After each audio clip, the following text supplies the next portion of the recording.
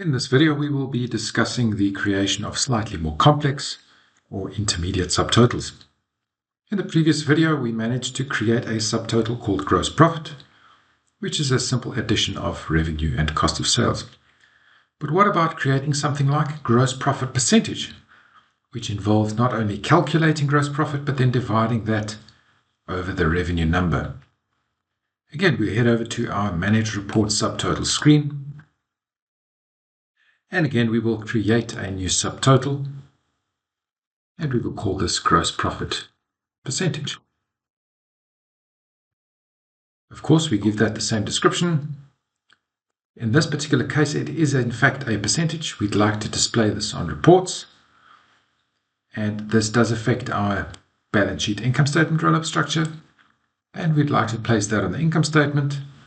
And exactly like we did with gross profit, we'll hook that into cost of sales. Now, gross profit percentages are often shown with 2 decimal places because that's a fairly sensitive number. Again, everything we need is coming off the income statement, so we only need to tick that or keep that ticked. And again, step 1 of this process would be to build out the gross profit. So we could say, right, let's take revenue. I'll build this slightly differently to the first subtotal. So we'll take revenue. But I'm only using value 1 here, which means I now need to choose cost of sales. And my math operator to the previous expression, of course, we want to add cost of sales to revenue. So we will add this expression. And you can see how the expressions now start building out. Now we've actually effectively calculated gross profit. What do we need to do now? We need to divide that result set by revenue, which means we will select revenue again. And this is where it gets interesting. The math operator to the previous expression, we now need to divide. We need to divide gross profit by revenue. We will then add that expression, and then we save. And if we come back to our subtotal screen, let's give it a quick refresh. You'll see now we have both subtotals present, gross profit and gross profit percentage.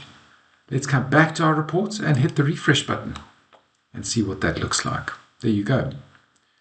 So not only have we now added in a gross profit calculation, we've also added in a gross profit percentage. Let's just come back to that particular subtotal. Just to recap, revenue plus cost of sales, there's my parent operator, plus cost of sales divided by revenue. And what's new here is, of course, we've added in the 2 decimals, and of course we've ticked is percentage.